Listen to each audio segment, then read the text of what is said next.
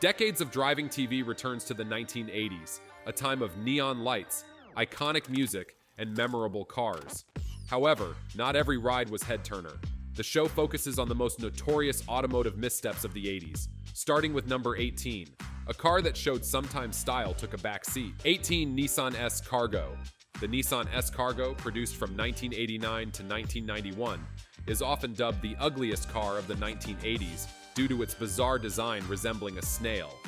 Known for its bulging roof, tiny wheels, and awkward headlights, the S Cargo was part of a special project aimed at creating retro-styled vehicles. With a compact 1.5-liter engine and 3-speed automatic transmission, it was perfect for small businesses or personal use. With only about 10,000 units produced, the S Cargo represents a fascinating chapter in automotive history. 17. The 1988 Mercury XR4T. Ford debuted the 1988 Mercury XR4 Ti, a distinctive performance hatchback, in the middle of the 1980s in an effort to bring European cars to the US market.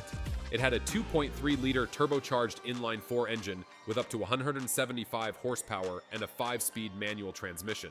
It was based on the Ford Sierra. The XR4 Ti had trouble breaking through in the American market, with sales peaking in its early years and declining by 1989, despite its remarkable specifications and European appearance. 16. The 1989 Chrysler TC by Maserati. One of the most elegant examples of Chrysler and Maserati's partnership is the 1989 Chrysler TC by Maserati, a Grand Tourer. At the Los Angeles Auto Show in 1986, it made its debut, presenting performance and luxury in a small convertible package. A detachable hardtop and a cloth convertible top in sophisticated hues were features of this vehicle, which was constructed on a modified Chrysler K base. Requiring a 2.2-liter inline-4 turbocharged engine, it generated approximately 200 horsepower. Although the TC was popular, sales of 3,764 units in 1989 indicate that it was not a popular model. 15. The 1980 Triumph TR7. From 1974 until 1981, the UK produced the 1980 Triumph TR7 sports vehicle. It had an optional 3,528cc Rover V8 engine, in addition to a 1,998cc inline-4 engine. Two body types were offered for the TR7, a fixed-head coupe with 2 doors and a convertible drop-head coupe. With a V8 engine that could achieve 135 mph, the automobile was rear-wheel drive and front-engine. Even with its early quality problems, the TR7 still enjoys a devoted fan base. 14. 1985 AMC Eagle. A rare 1980s car, the 1985 AMC Eagle blends the ruggedness of an off-road vehicle with the conveniences of a station wagon. Even with its unique styling and lack of sophistication, people looking for a vehicle that could be used on both off-road trails and city streets valued the Eagle. The crossover SUV segment gained momentum due to its robust appearance, high ground clearance, and unusual styling, which included a distinctive front grille and hatchback design. 13. The 1987 Yugo GV. The Yugo GV, imported from Yugoslavia, was marketed as the most affordable new car in America at $3,990. Despite its low price, the car had awkward design choices, poor build quality, and frequent mechanical issues. The compact hatchback was designed for city driving and had a 1.1-liter 4-cylinder engine. The 1987 model year introduced variants like the GVC with a glass sunroof and the sporty GVX with a more powerful 1.3-liter engine. Despite criticism, the Yugo GV gained a cult following among enthusiasts for its unique character and retro styling. 12. The 1987 Sterling 825. The Rover Group and Honda collaborated to create the 1987 Sterling 825, a high-end sedan that sought to combine European elegance and Japanese engineering. Though the car was intended to look good, its design ended up looking clumsy and jumbled. Even with its luxurious and well-appointed interior, the exterior was not up to par. Only the 825 sedan was offered in 1987 and 1988. The 827 hatchback variant was later introduced. It was equipped with a 2.5-liter V6 engine from Honda and a 4 or 5-speed manual transmission. 11. The 1986 Cadillac Cimarron. In the 1980s, Cadillac introduced the Cimarron, a small car essentially a rebadged Chevrolet Cavalier with upscale couches. Unfortunately, it fell short of Cadillac's refined reputation.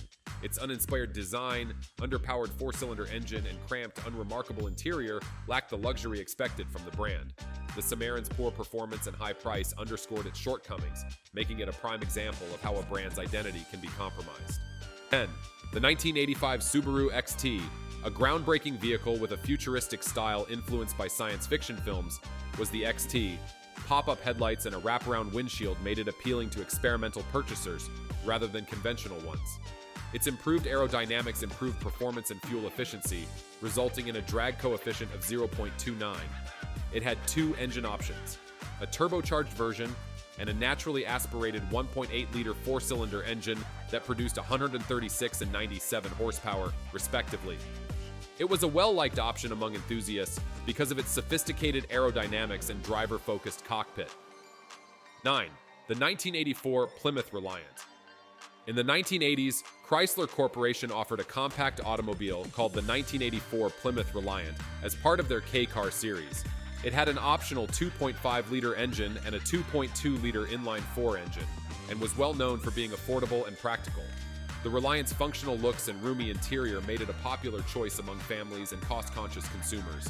It prevented Chrysler from going bankrupt and is now a sentimental symbol of the automotive world of the 1980s. 8. The 1984 Ford Mustang SVO. To improve the Mustang's performance and image, Ford Special Vehicle Operations unveiled this special model. It had a 2.3-liter inline-4 turbocharged engine that had 210 lb-ft of torque and 175 horsepower. Although the off-center hood scoop gave the vehicle an asymmetrical appearance, the improved suspension and brakes allowed for decent performance. In addition, the SVO had cutting-edge technology, such as the first air-to-air intercooler installed in a production automobile in the United States. Limited to 10,000 production runs between 1984 and 1986, the Mustang SVO has grown in value among collectors as a sought-after classic. 7.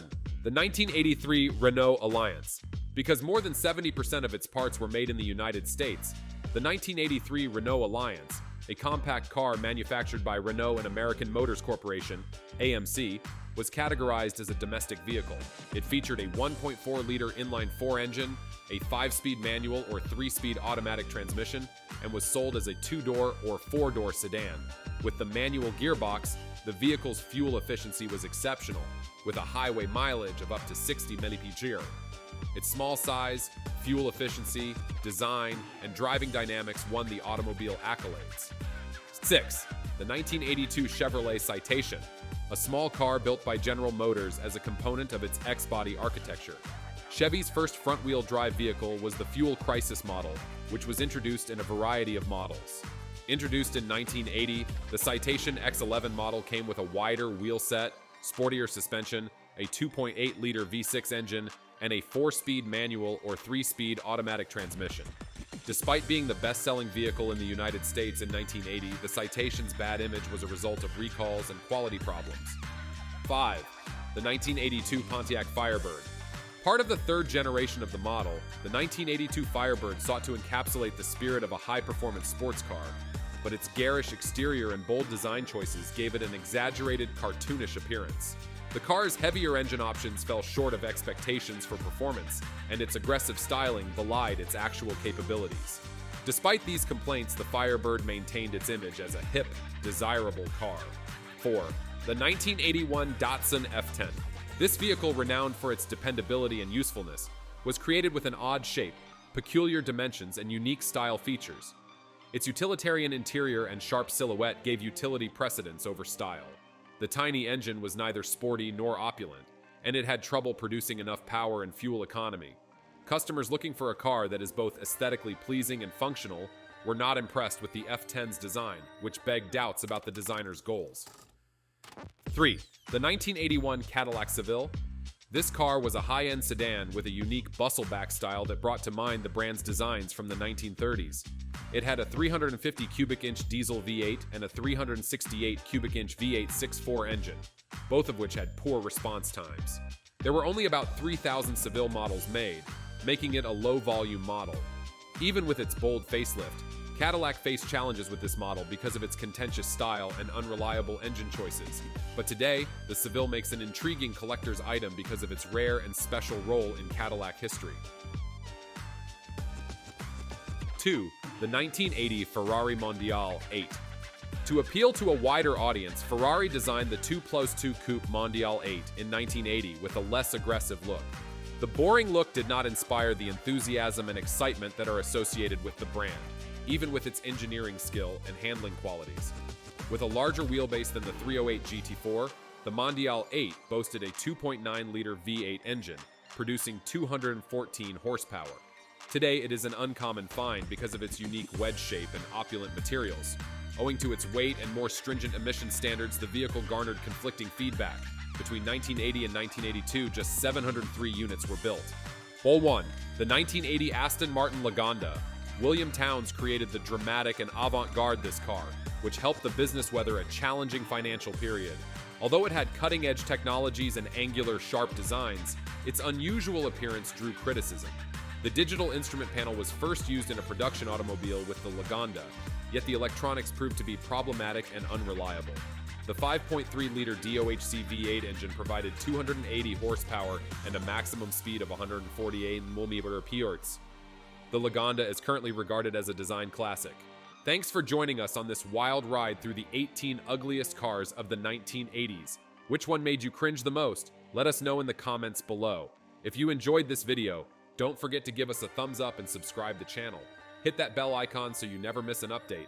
Until next time, keep those engines roaring and those wheels turning.